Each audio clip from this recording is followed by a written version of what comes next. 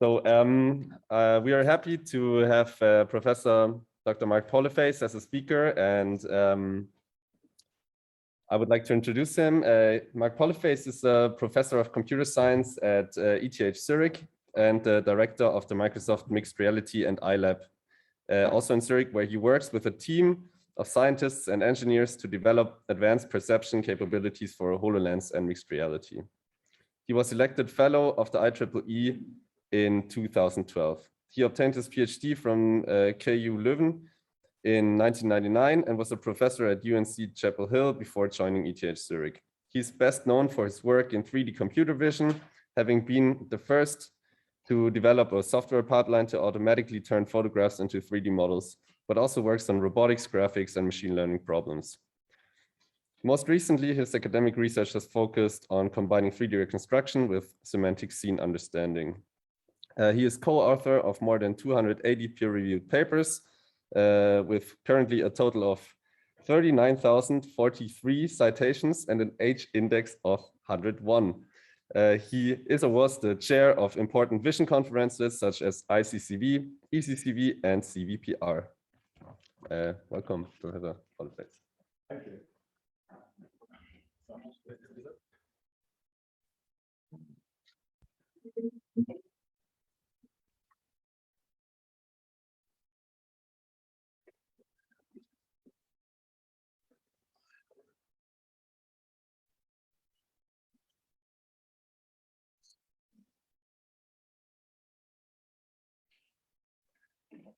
Does that stream properly?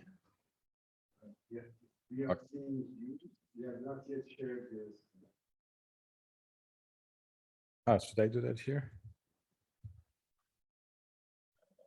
Should I unmute or not? Stay muted, okay.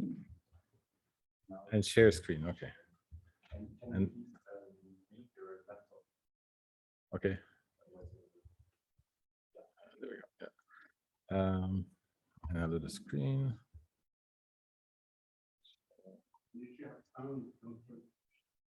Oh, right. Do this.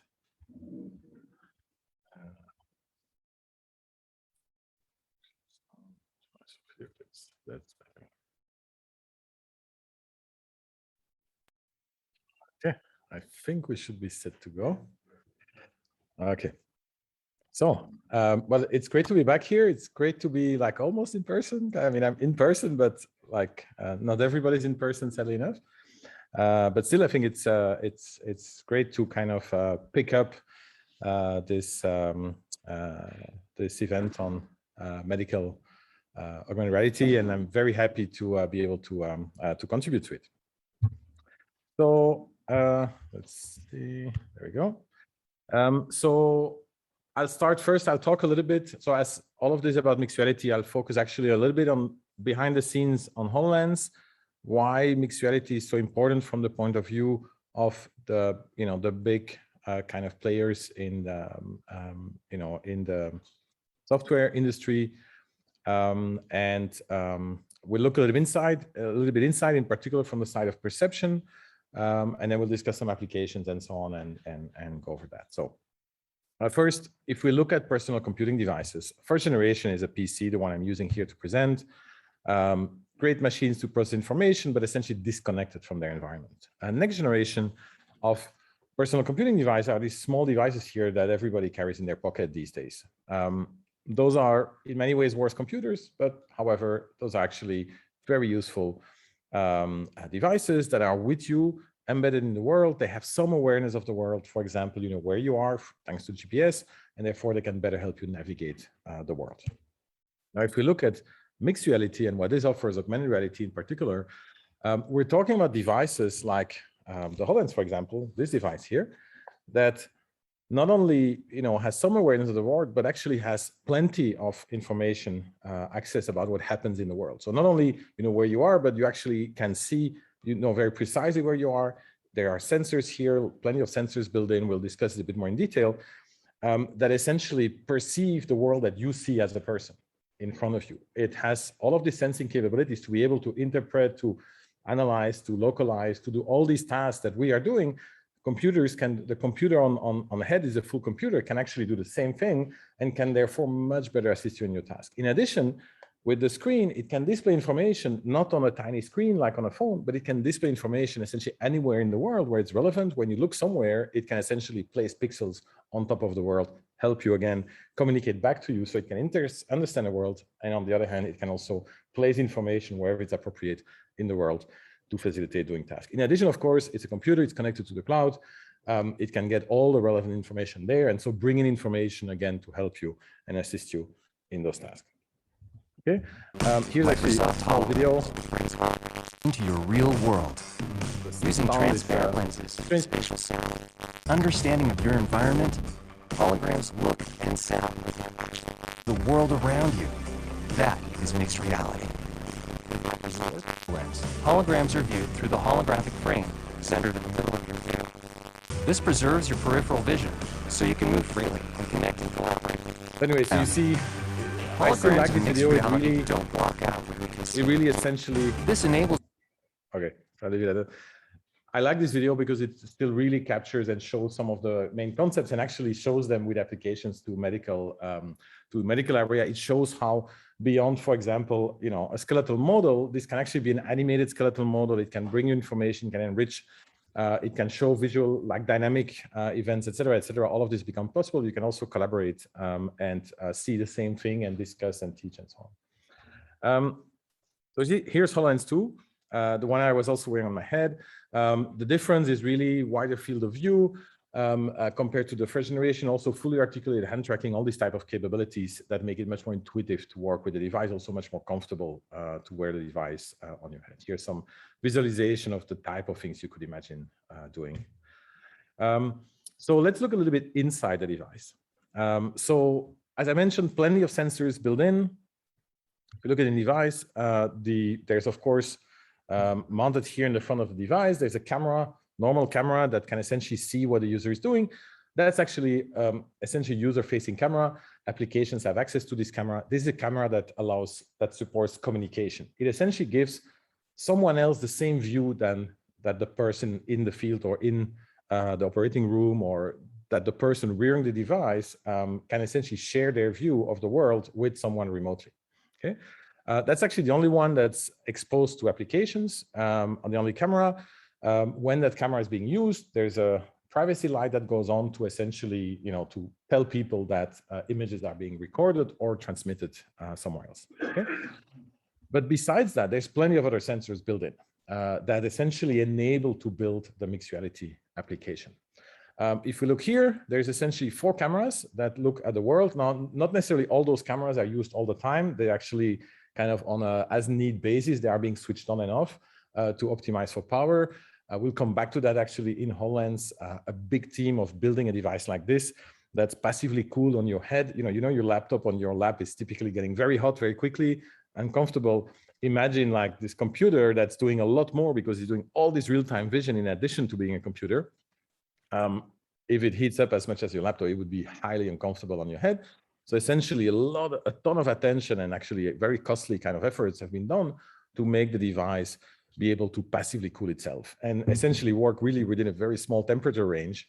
Things like if you look here, these holes here, you could wonder why they are there. Those are actually chimneys. And so inside there, it's quite hot. And then the hot air will essentially move through and it will essentially create a circulation that will help cool the device.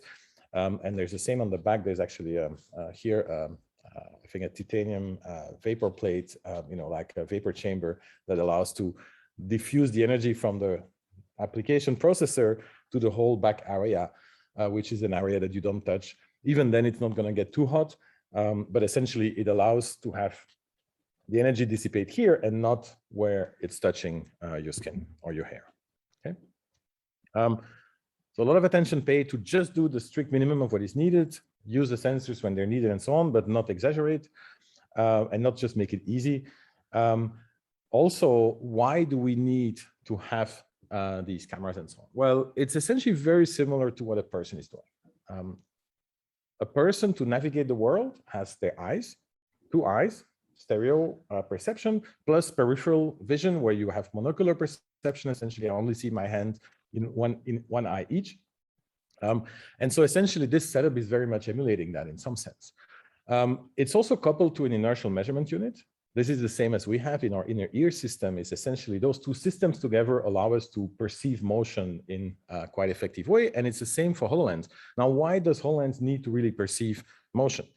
Well, if the only thing I cared about was be able to pop up a display relative to the coordinate frame of the HoloLens, then I could do that without needing to estimate the motion of the HoloLens. But if I want to play something that rigidly stays aligned to the world as opposed to aligned to HoloLens, then I need, in graphics, I need to be able to apply the opposite motion, the inverse motion of my head motion.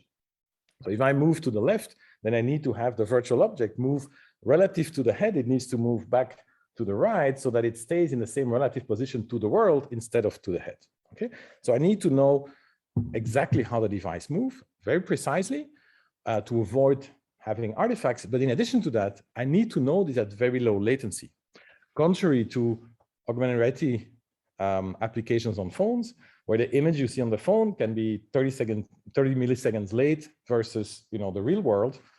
So the delay of capturing the image, transmitting it, processing it, adding graphics on it, and putting it back in front on the display, all of this can take a few tens of milliseconds, and you wouldn't notice the difference because you can actually not really look at both at the same time and compare. This delay is unobservable. But when it's compared to your system where the light is coming straight through, it's optical see-through, you see the world with 0 milliseconds delay. If the graphics would be only 30 milliseconds delayed, for example, it would look like it's always a little bit behind, a little bit slow. So first thing we do is we have a filter that predicts forward where we think we will be when the image will be ready to be displayed. Okay, that's the first thing. Now that's actually not good enough. That still has an effective delay above 10 milliseconds. We essentially have to get roughly within 10 milliseconds effective delay for the impression of having rigid holograms in the world to give that impression. Okay, so to do that, we actually the IMU is much lower latency than the camera images. So we'll actually look up the latest signals from the IMU coming in, and we'll make a small, as the image is ready to be rendered, the graphics image is rendered from the application processor in the back, from the GPU that's in the chip here. It goes to the front just before it gets displayed. It will actually be slightly corrected through an image warp to essentially give the impression of being exactly at the right place. Okay, so that's like to give the magic of why HoloLens compared to many other devices in the space is kind of really giving this rigid impression. There's all of that technology with significant efforts and actually some ASIC, even in the ASIC built-in capabilities and so on, that actually enables to generate this. Okay, so that's one thing. Estimating motion, etc. This camera is also used to build a map of the environment, sparse map of feature points, and allows you to relocalize yourself. And we'll get back to that a little bit later, as this is moving more to a cloud capability. Then there's also a depth camera building. Okay, so this is actually here. I hope you can see my cursor. Yes, so essentially this is the depth camera, and then it has two different illuminators. Again, it's a question of power consumption. One has a wide field of view, it's for hand tracking, only emits energy enough to reflect your hands within about a meter distance, because most people don't have arms longer than a meter. So but this is done many times per second, 45 times per second, will essentially generate a depth map up to 1 meter. And then there's a second illuminator that is much more a beam. Think of this as a light source, as a light beam. It's in the infrared domain, but it's a light beam that's more focused, but essentially sends more energy whenever it generates an illumination, but it does it much less frequently and in a narrow beam. So essentially it boils down to roughly the same. This can go to 5 to 7 meters. Depending on the reflectivity. In this white room, you could probably get all the way to the back of the room. Okay, so this is used for different things. So you also see that you have both here. You have the depth camera, the depth images. So every pixel gets a depth, and then here you at the same time as a byproduct get infrared images of the world, which actually could be used for some other processes also. If you have infrared LEDs or other things, you should actually be able to see them in that camera. In a way, separate from the other cameras. So there's some opportunities there.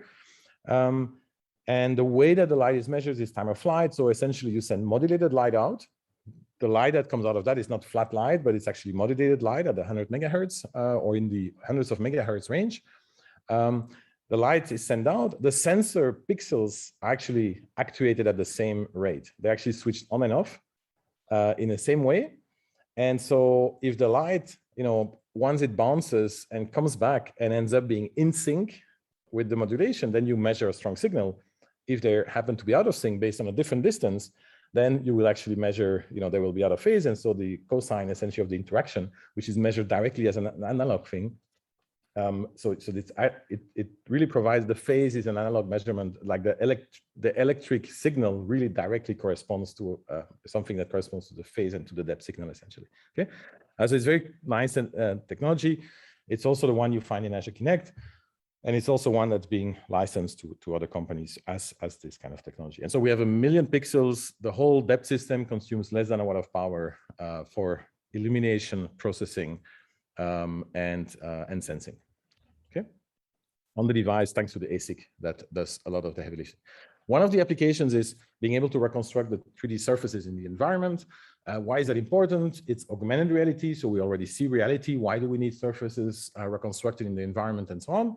Well, if we want if we want to do mixed reality, where we get the synthetic elements in the scene to actually interact and be occluded by the real physical objects that exist in the scene, to be able to be placed naturally on top of objects and not somehow fall through objects, etc., then you need those surfaces as a proxy geometry to allow these physical interactions between virtual elements and the real world. Okay. Now, of course, as you collect this, as you walk around the site, as a byproduct of just using the device, it means you're actually building a 3D model of everywhere you walk with your HoloLens. So there's a very useful byproduct, which is, in some sense, you could call it the digital twin of the whole space in which you operate with the HoloLens. And if you run then some semantic labeling and things like this, you can actually start, finding all of these. Build an even more useful model that has walls and all these entities labeled separately, and extract floor plans, for example, etc., etc. Okay. Then the other use of the depth camera is actually tracking the hands, so that you have intuitive interaction. You can just manipulate holograms in the same way as you would manipulate real-world objects. And so this allows very intuitive operations without having to teach people in detail how to do it. Some people might remember HoloLens 1, where you had to painfully explain people how to click on things and you had to do exactly the right gesture or it didn't work. Here, things are a lot more intuitive. And what you see is a combination of, there's essentially deep learning being used, a deep net that was trained fully on synthetic data that essentially finds the different parts of the hand, finds key points on the hand, etc. And this is used to initialize a geometric model of the pose of the hand. And then in a second stage, there's a geometric optimization process that uses the depth image itself, and essentially will adjust the hand pose to the depth. One shortcoming, which I'm explaining, this has particularly been developed to work, to manipulate holograms. And as I'll discuss a little bit later, it's actually much more challenging. It's not been done to, at the same time, manipulate real-world objects. That's actually much more complex, because then the complexity is the product of all the possible hand poses in interaction with all possible objects, and that's a space that was too big to cover.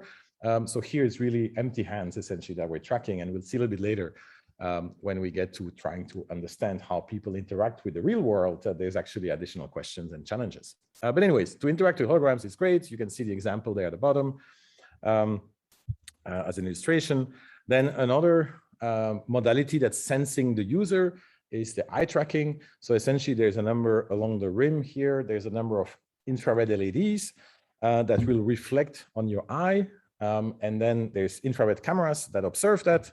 They're actually mounted like here and here, or I can show it also here. So these are the infrared cameras here, these little cubes that look at your eyes.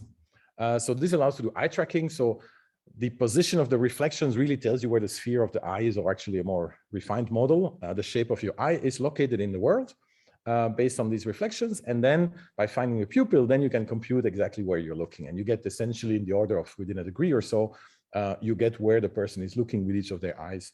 I think what the HoloLens returns in the application is actually a joint gaze direction. But that's actually not the only thing.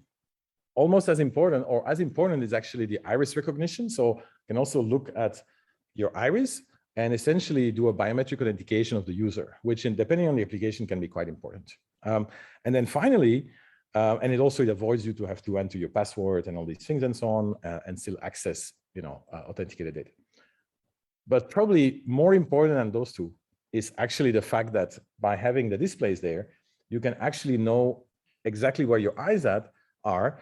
And remember, we were actually displaying things, through a complex, and I won't explain the optics of this, but through a complex mechanism, we're displaying, you see an image from behind here. And actually you see the same image from wherever your eye is in the eye box, you will see the same image. It's essentially like parallel rays here coming out. So the image, as you could actually try this out, as you shift the device, it will not change. Like at every location here with a camera, you could move a camera, you will see the same exact image. Okay. So why is this relevant? Well, it means that if we want you to see the right image, we actually need to know where your eye is, so that in the whole eye box, we render the image for where your eye is actually located. Okay. In particular, the most important factor here is the fact that people's eyes are not all at the same distance. Okay. So the way that I perceive stereo, I perceive depth in two ways. Okay. People perceive depth in two ways in general. They perceive it through stereo perception. And they perceive it by moving around. If you move around, even with one eye closed, but you move around, you will perceive that. Okay. Normally, of course, in the real world, your neural network has trained all of this and has perfectly consistent perception of depth through those two modalities. Now, if I'm rendering here two images that instead of having, if you have your eyes, let's say 6 centimeters apart, and I render it for someone that has his eyes 7 centimeters apart. So in the world, I place the virtual cameras 7 centimeters apart. Then I will essentially perceive my stereo with the wrong scale. But when I move my head, I will get the right scale. And now I will have these cues essentially fight each other. And you will actually not directly notice this, but it will become over time uncomfortable. And it will degrade the experience. And so it's not something you can really put your finger on, but it's something that just is like degrading the quality of the experience and makes something is wrong, but you don't know what is wrong, kind of thing. So it's important to calibrate the display to exactly where your eyes are positioned, as opposed to where somebody else's eyes are positioned. Okay. So that's actually the most important part of these cameras looking at you. Now, of course, some of the cool applications are reading a text and having the text auto scroll and applications like this. Okay. Of course, beyond that, that's not in the computer vision domain, but also audio. There's essentially 2 microphones in your mouth, 3 microphones here on top. The combination of these microphone arrays that we can really differentiate between the person speaking that wears the HoloLens and anybody else speaking or any other noise in the environment. And so even in very loud environments, you can always understand what the user is saying and what commands he might be giving and so on, and to access information. And you can kind of whisper to the device, even if there's lots of stuff around, lots of noise around. Okay. How is all of this possible? I already alluded to this. Essentially, Microsoft had to build an ASIC. In the coming generations, maybe custom, standard hardware might be sufficient. But at the point where we built this, it was necessary to deliver the experience within a power budget that was reasonable. It was, it was really important to essentially develop this chip. You can see the chip has a number of different blocks. This is the part that runs head tracking. It's mostly DSPs.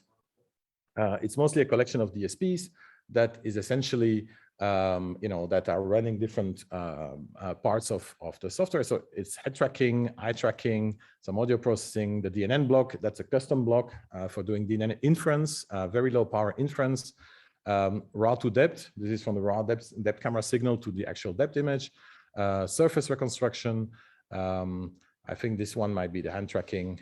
It's not labeled here and so on. This is some display input processing. And then very important, here, this block that does the depth-based LSR, this is depth-based late-stage reprojection.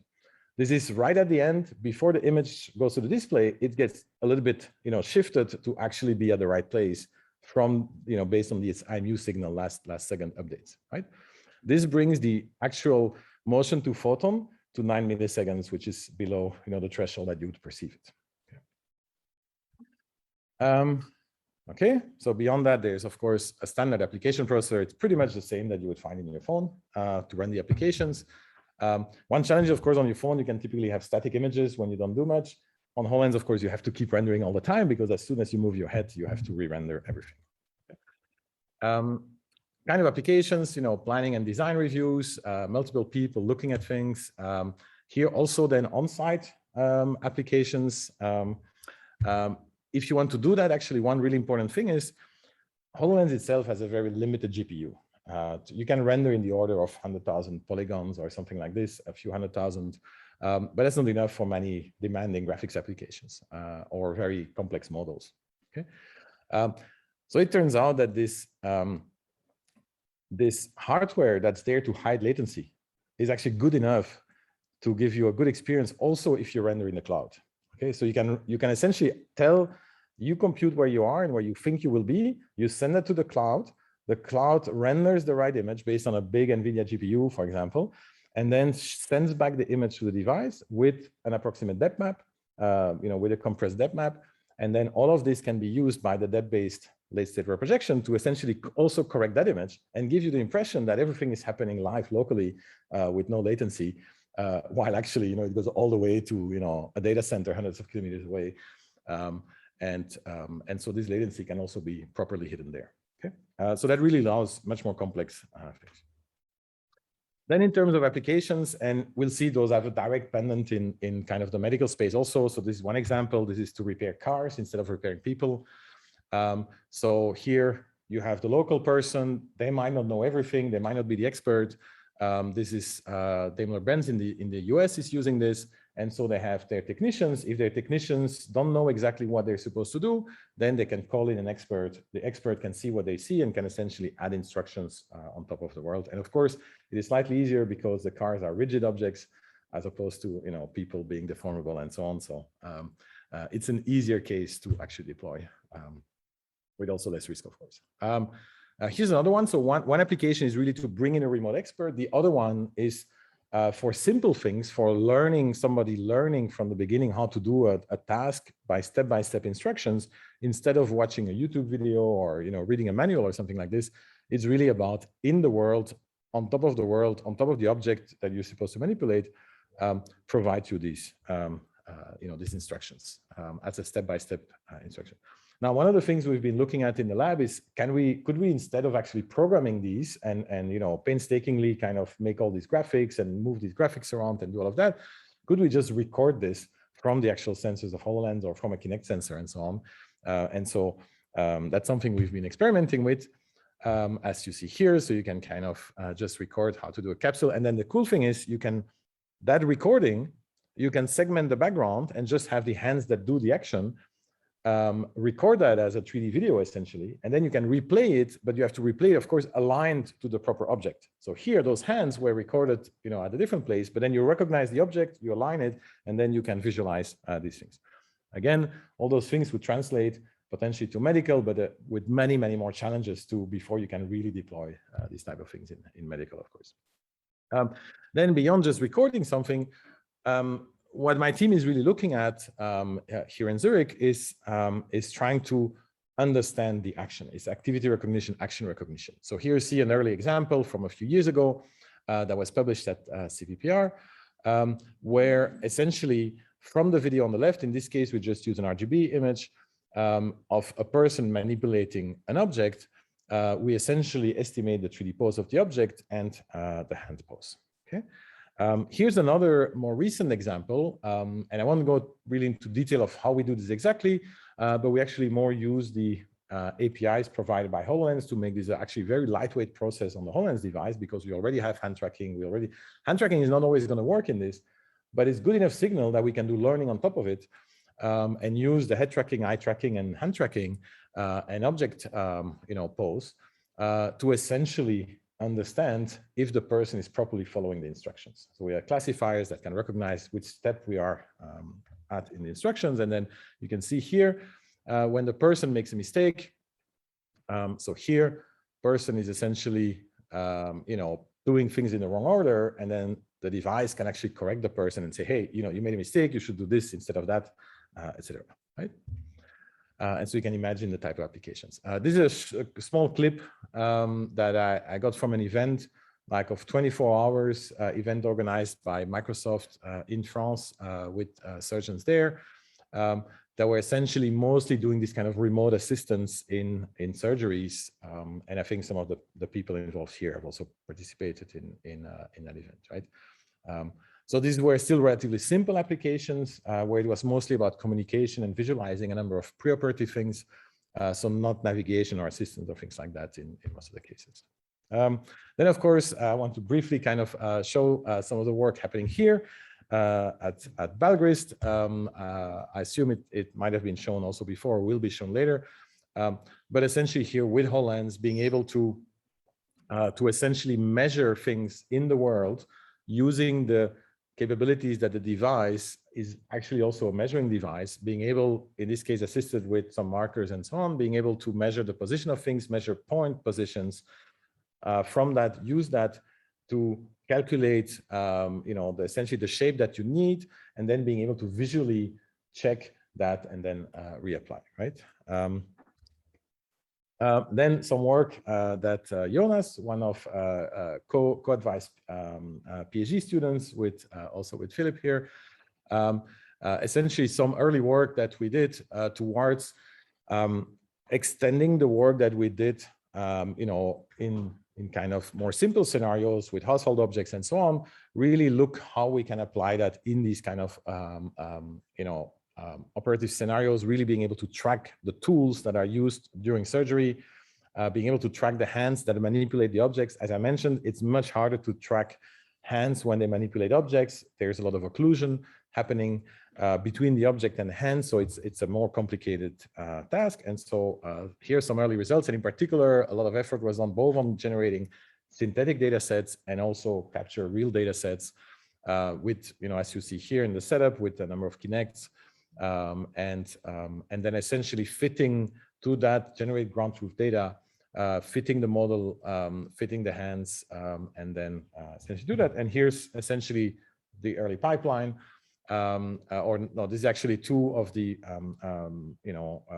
previous work by others. And essentially the approach that Jonas has been experimenting with is essentially combining those two approaches, where essentially the approach on the left get inserted to essentially replace one of the blocks on the approach in the right. And that combination essentially was what at this point was giving the most promising results. Okay, and here's some examples of those measurements. They're not yet at a place where you can deploy them, obviously. But so Jonas also just started his PhD, so this is all fine. Okay. Then also I wanted to briefly advertise also HoloLens as really a very interesting research platform that all of you can access. So I said in general, all of the sensors on HoloLens, only one is exposed to the application processor. So to the processor where you can, where people can run applications. However, if you switch the device in a particular mode, which is called research mode, and you see the link here and so on, then you can get access to all of the sensor. Now, this special mode of the device, it means that, at that point, privacy and other things, could be a concern and so on. So, but at that point, you can both have access to the depth camera, so the depth images, the accompanying infrared images, both in short throw and in long throw mode. So the wide field of view for the hand tracking at high frame rate, or the longer range, at lower rate. The head tracking cameras, the IMU, all of this data becomes available. At the same time, you can, of course, still access the RGB camera, and you can also access the high-level APIs like hand tracking, eye gaze tracking, RGBD. All of this can be used. And so you can combine now all of this information, so state-of-the-art kind of tracking, head tracking, eye tracking, and so on, with also the raw data to do your own algorithms on top of this, right? To experiment with. Here's just one example where you use the data to build a 3D model of the environment, fuse the information in 3D model of the environment. You see where the head is moving and the eye gaze is intersecting with the surface of the environment and where the hands are in the environment, just that being visualized. And on the right, you see how the depth camera with the overlaid RGB camera essentially gives you this kind of floating hand representation. That was a very early test with a slight misalignment still in the data. Okay. Then I wanted to very briefly show something completely different. So I told you before that HoloLens is very tightly coupling the inertial and the visual. Okay. So similarly to us, when these are not exactly in sync, HoloLens gets motion sick. So we get motion sick on a boat. After a while, we throw up. HoloLens essentially is immediately motion sick. It really assumes that the inertial and the visual are perfectly in sync. They measure exactly the same signal. If it doesn't, the tracking falls apart immediately because it's actually used in many levels. And it has no degrees of freedom to cope with it. And so it immediately bails out and says, it just fails. So what I show you here is, it's just been announced now publicly. We've worked on this for 2 years. There was actually one guy here in Zurich that did this, but it's actually a feature. If you download the full edition for HoloLens 2, this is actually in there now. At least, you can switch it on if you want as an option. The goal in the long term is to have this just be the standard way to do things. But now, if you're in a scenario, let's say you want to do surgeries, but on a ship, let's say on a battleship, and you're at sea and there's waves, and you want to use your HoloLens there, or you're in an ambulance, actually much more realistic, you're in an ambulance and you have to already do something there. Well, HoloLens will actually still be able to assist you when you switch it in this mode. Here you see the use in the tram. You can kind of see on the side, so it's moving and then will stop and so on, and it just works. If you would try this without this mode, you will immediately, as soon as you accelerate or decelerate, it will fall apart. Of course, as soon as you keep driving straight at a constant speed, it works, because then there's actually no discrepancy, right? Because there's no acceleration, so it's all fine. But as soon as you would brake or start, so I tried it in the train, and it used to be that on the TGV, and then whenever it accelerates or decelerates, your holograms all go like this, and then they fly out the window or things like this. So now this actually all works. As I said, you can actually try it out if you download the insider builds. At this point, they're actually publicly accessible. Okay. It can be a niche scenario, but it turns out that having the mechanical experts that can repair a ship or a platform, so that's actually, they're not always on the ship, and flying them in is very expensive. So if you can actually do this remote assist on a ship or on a thing, it's actually often remote assistance is very valuable there. And it's a scenario that until now was just, breaking at the tracking level. So, okay, so now let's switch to, so Microsoft has also now been looking a lot at how you can essentially facilitate collaboration.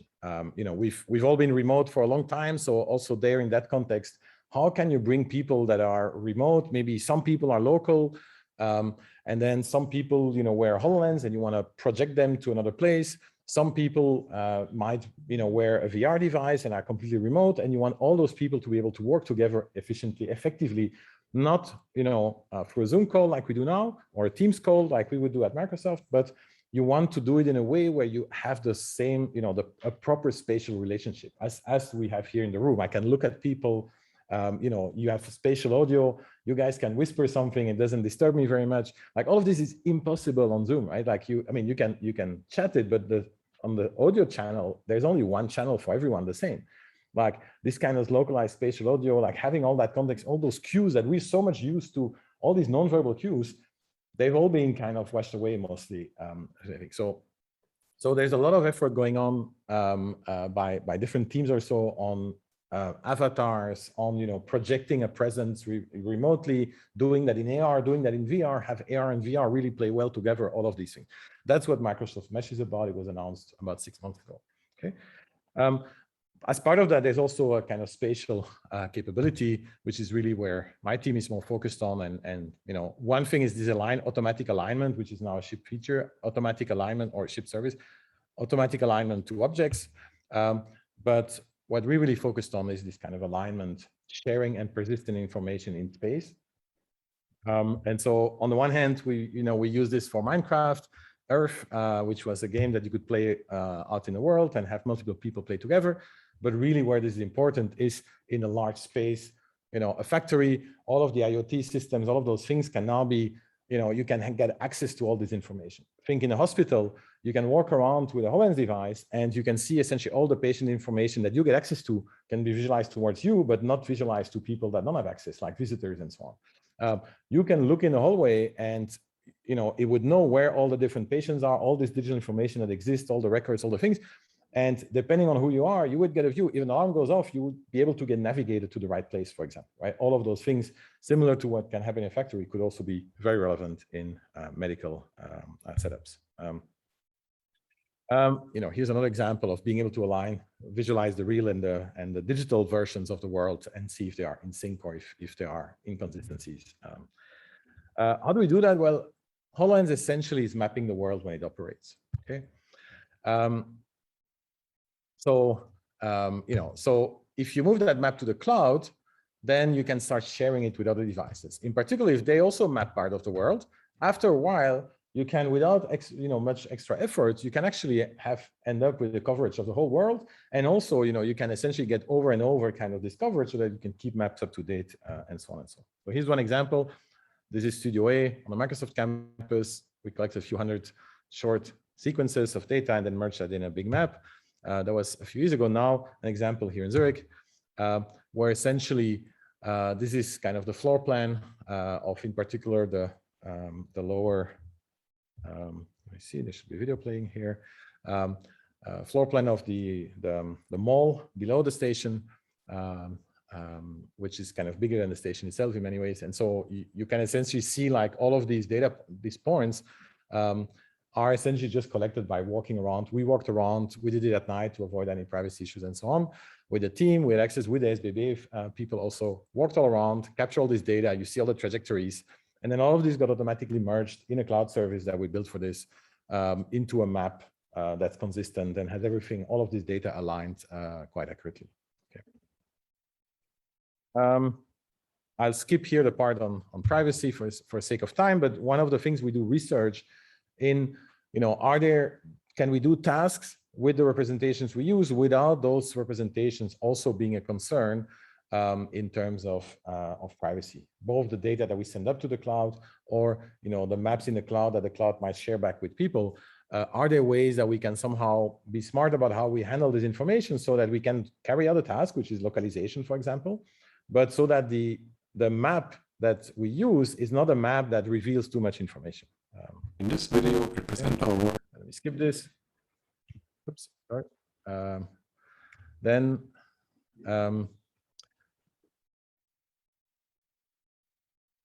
Then beyond having people with devices, what we see is actually that, this is a device with a bunch of cameras and so on.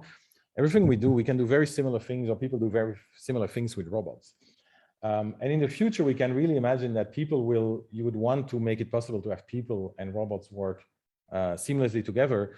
And so in mixed reality is kind of a natural way to do that. Because now you know where the person is in space. You have a display, so you can show information to the person. You see these type of scenarios where the robot localizes itself with respect to the environment.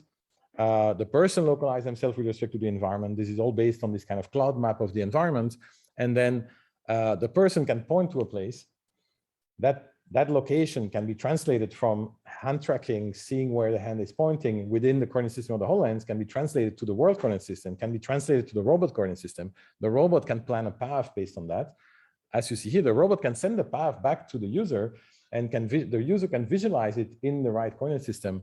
And essentially then the robot can execute the action and so on. And so you get this very natural and seamless, very intuitive collaboration here between the person and the robot in ways that would not have been possible before. Here's the same with the phone.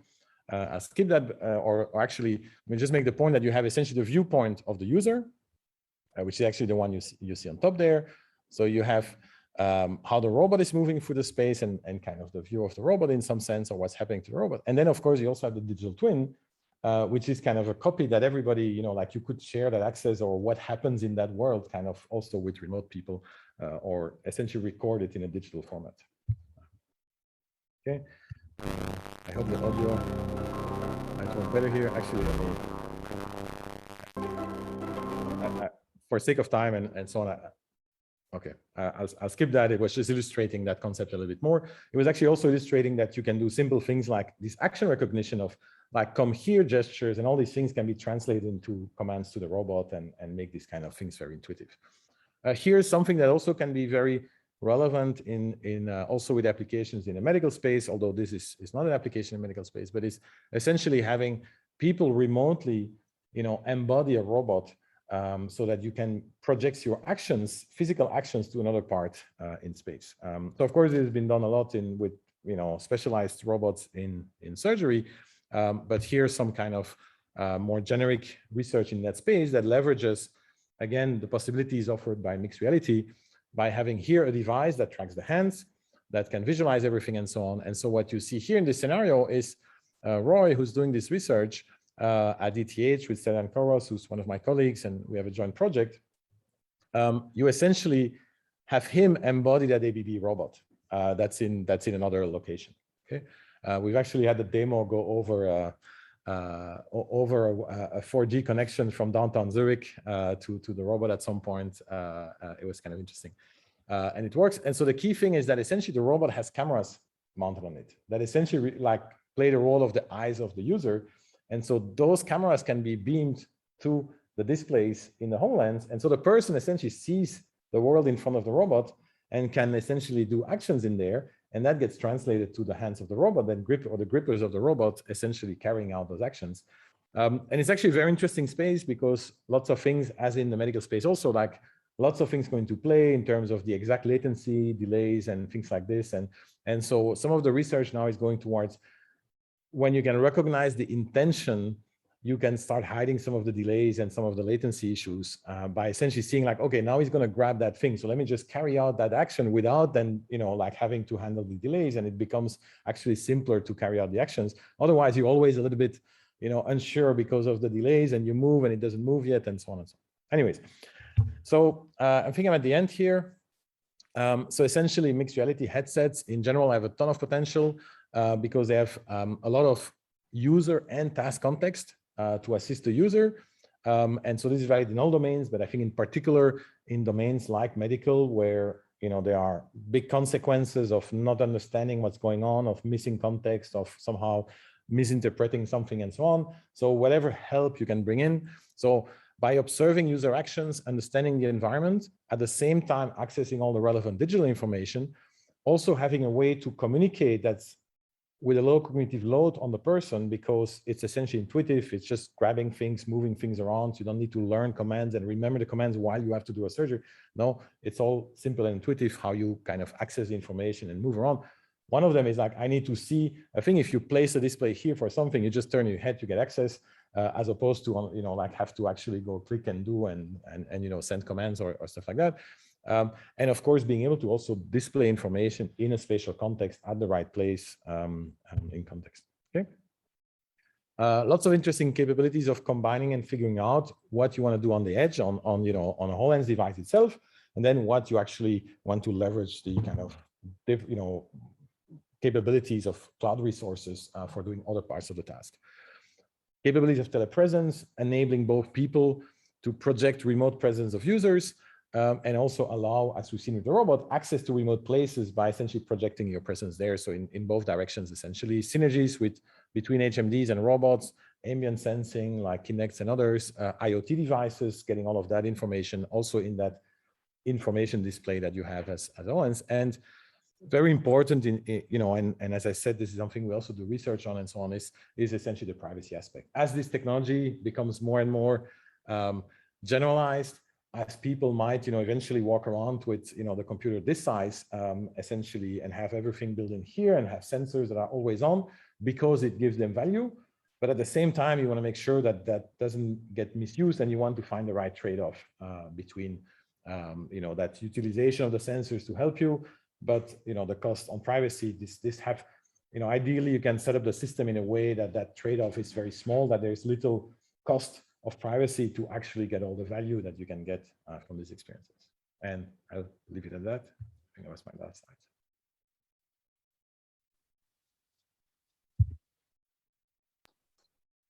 Thank you very much for the interesting talk. We have a few questions in the chat already. So Sharif is asking, for tracking handheld drill, does this require an IMU in the drill itself? No, it doesn't, but it would be easier with an IMU in the drill itself, but it doesn't. But that would be one way to facilitate it. When you look at VR, like when you track VR controllers, they of course have built-in IMUs, and that allows you to have lower latency in particular, but also helps in with the fusion of multiple sensors. The modality, and probably Jonas can say things more in detail on that, but essentially when you only have kind of from a certain viewpoint of view, it really depends on the viewpoint, like the precision that you can achieve. Some poses will be quite precise, or some parameters you can determine quite precise from the silhouettes and so on. in some other configurations, you might have a lot of uncertainty because you just don't see very much, and especially when a hand occludes parts of the tool in addition, or you know, like other parts of the scene occlude, like it becomes, of course, very challenging. So yes, if you had an independent way, it would be simpler, but you can get quite good results just from you know, from the HoloLens sensors, from the first-person sensors. Yes. I think in the future we could imagine having, you know, tools that actually are equipped with these things, and also extensions that you can add to it. But in this application, it wasn't used. Thank you for the answer. We have a question from the room here, from Navab. It's like, I've seen that this is the new HoloLens that we have spatial audio. I tried to see what I could find and more details, and maybe you don't know the exact engineering specs of it, but maybe you do. I was wondering what the spatial audio is. Does it take advantage of the related transfer functions? Is there algorithms to choose from? I see there's a yeah. I saw that there's an array of 5 microphones, Uh-huh. that's positioned in a way to take advantage of spherical harmonics and capturing of sound in the way that you reconstruct it in virtual environment. Yeah. So so for the first question, so I think it's no and no, like in a simple sense for both questions. So for the first one, the spatial audio, we don't require you to scan your head or to, you know, to record like your head transfer function and so on. So no, it's essentially using a kind of approximate average kind of thing. Now, you know, like it should be possible, like if you put the right engineering effort and so on. But the thing is the applicability of it. Like most people don't come with, you know, like their own data for their head related transfer function. So like, you know, so no, it's just like an average thing that's being used. But of course, technically, like you know, it's just some processing, so it shouldn't be a problem. But in terms of product scenarios, it's just not viable, like at this point. To kind of use a generic transfer function, and then like then what it does, I don't think is very advanced, because I mean I have colleagues at former colleagues from UNC Chapel Hill, Dinesh and Dinesh Manasha and Ling Ling, that have been doing interesting stuff in that space. It can be very expensive, and also at Microsoft there was some research going on in that space. It can be very expensive if you really want to simulate it, you know, like in full complexity with environments and so on. I think there's a lot of simplifying assumptions. I don't think we even, you know, I'm not sure how much of the shape of the room and stuff like that is currently being used. I think it's really more about, you know, it's over there, and therefore it's kind of empty space, kind of more. I think it's more at that level at this point. However, in some applications, I know that we have been doing more complicated things where you actually use the scanned reconstruction of the room to actually do proper rendering, that if objects are, you know, behind the surface and so on, you know, you don't hear them, and all these type of things that in some of that is much more at the application level that you actually have to implement those things. Then in terms of, no, I don't. So the audio setup has been optimized for signal to noise ratio, being able to achieve signal to noise ratio for the speaker, for recognizing what the speaker is saying. That's what it's been optimized for. It's not been optimized to capture like nice, you know, soundscapes and stuff like that. It's really for speech recognition, so it's also the quality of the microphones. It's not like it's good quality microphones, but it's not meant to capture, you know, high quality audio and stuff like that. It's really about speech.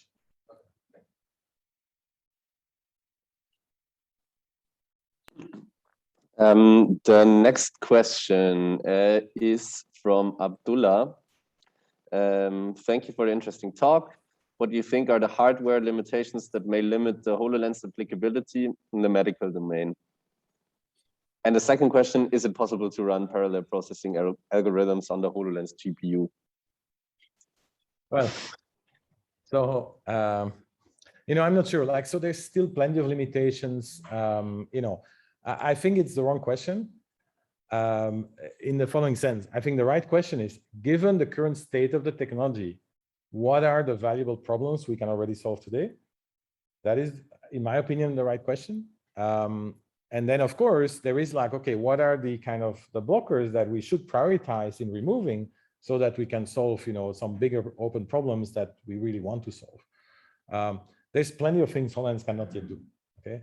And, you know, like, depending on what applications, it's many different things. Some of them are intrinsic to HoloLens, some of them are actually, you know, separate things. It's like, well, you know, I also want HoloLens to track all the tools. Well, yes, like one way to do it is to ask HoloLens to do it. Another way is to instrument the room and track it that way and so on. So it's not always strictly a HoloLens thing and so on. Anyways, I think it's best to think about, with the current technology, what are the tasks we can actually deliver properly? And then what are the things where there's only one or two things missing? And like, can we maybe in the next generation, maybe tackle that? So that's one. And then I forgot, there was the second part of the question or not? Yes, it was about parallel processing yes. and GPU. Okay, so I would definitely not advise to use the HoloLens GPU. Like it doesn't make any sense. The GPU is a tiny GPU. You know, people also don't do parallel processing on the GPU on their phone typically. On HoloLens even more, as I explained, you really need the full power of the GPU to just bring you the experience, because you need to, at essentially 60 hertz or so, you need to continuously keep rendering you know, your holograms, because as your head is just even slightly moving or so, you need to continuously re-render everything.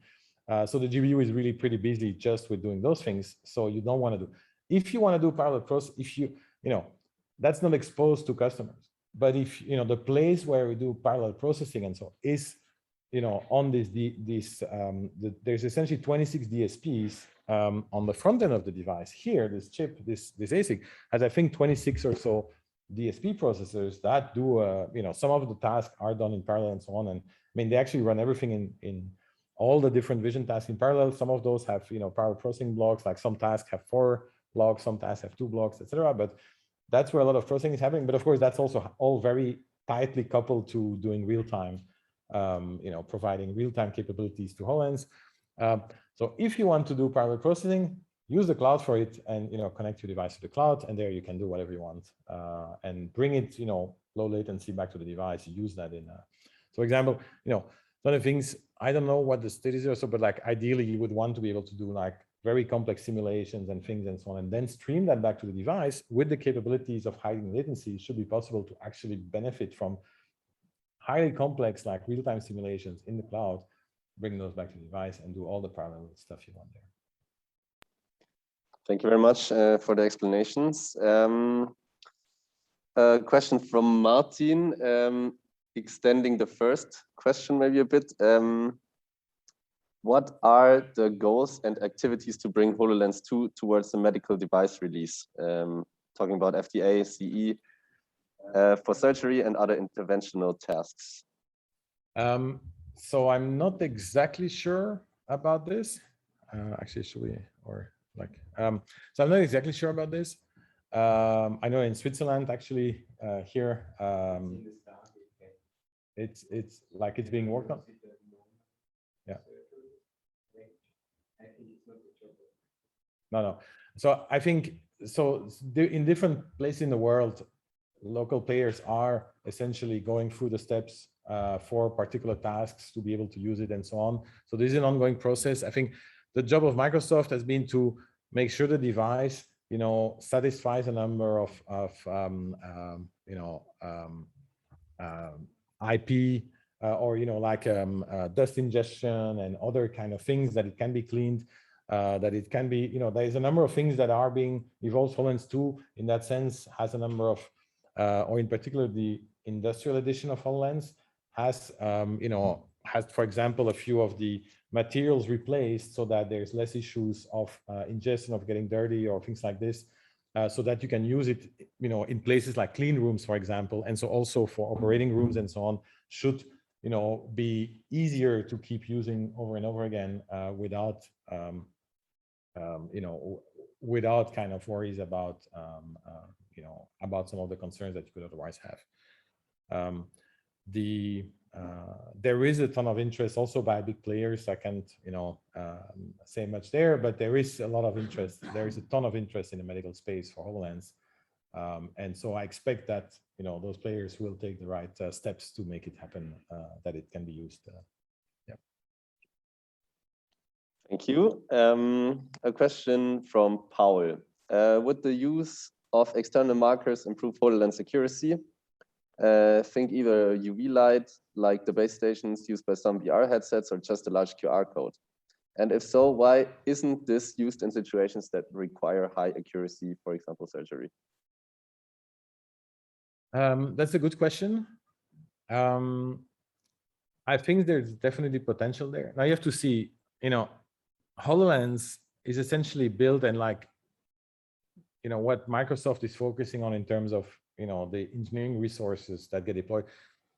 Even, in a sense, a simple tracker with like this and that, like it's still a significant amount of engineering effort on, a tightly integrated device like this, where you have to really code, like especially on the things and trade off and this and that.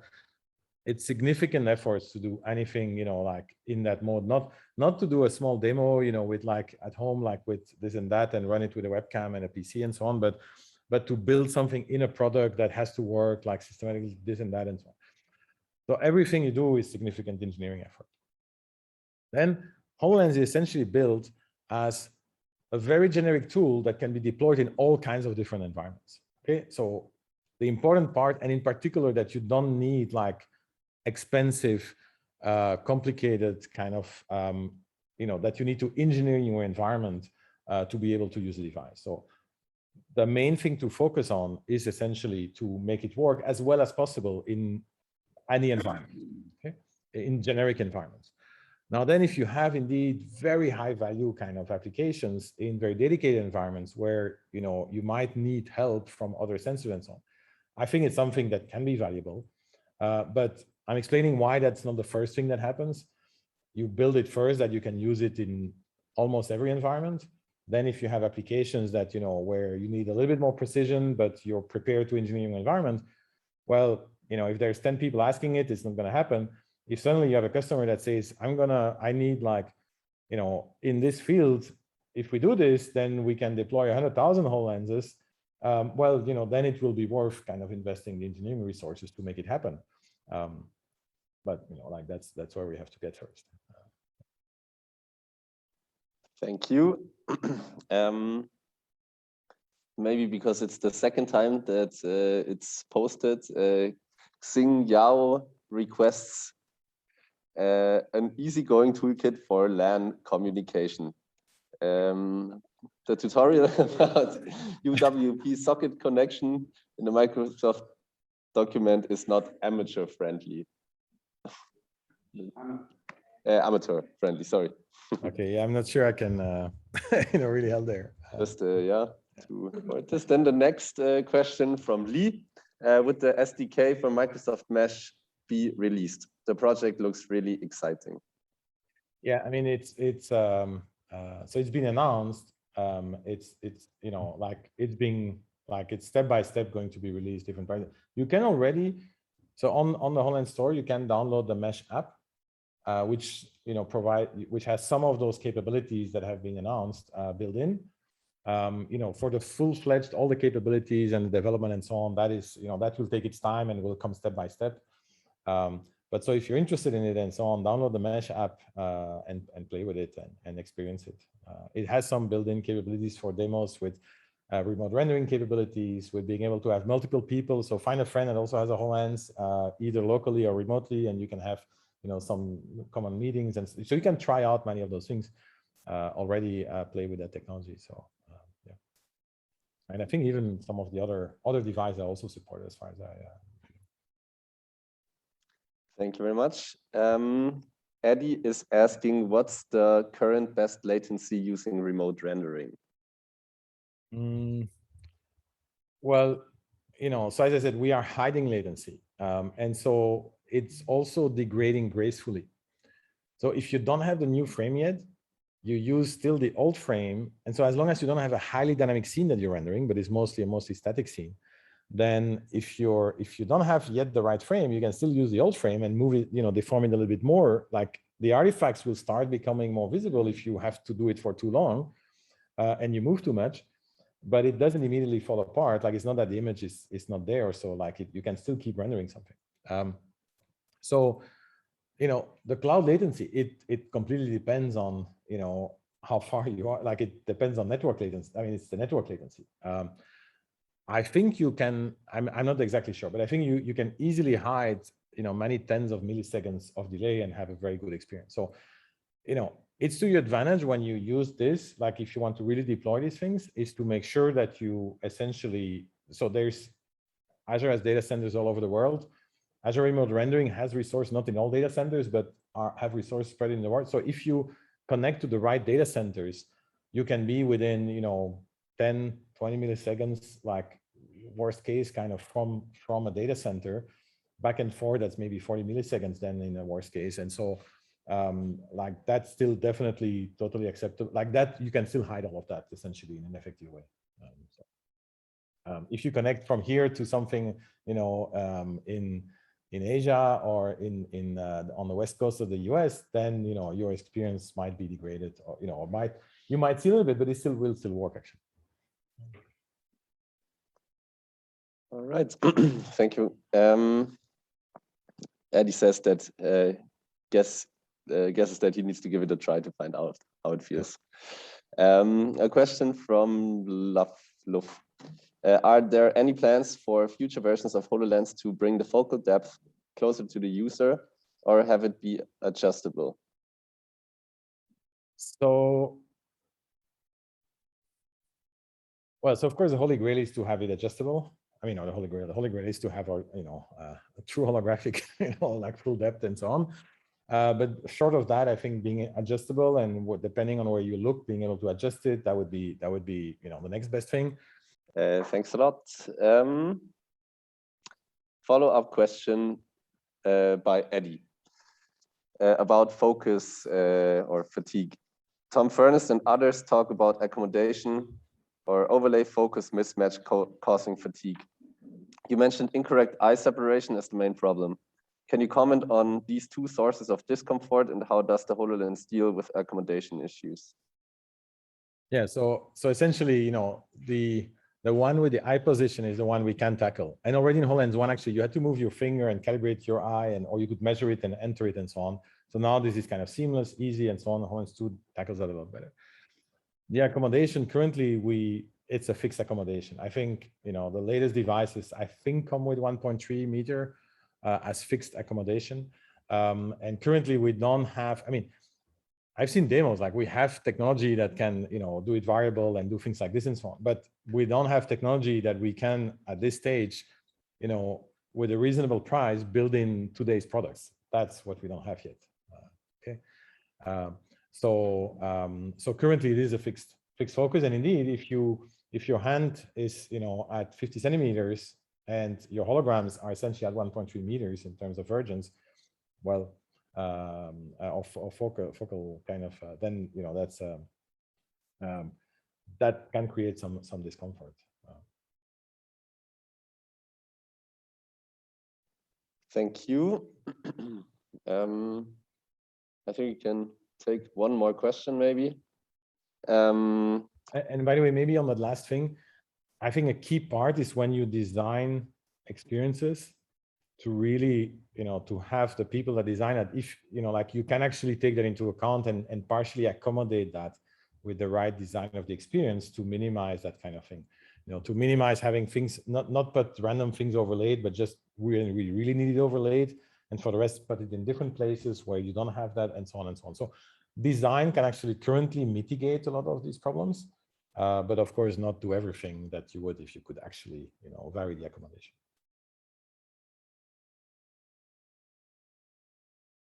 Thank you.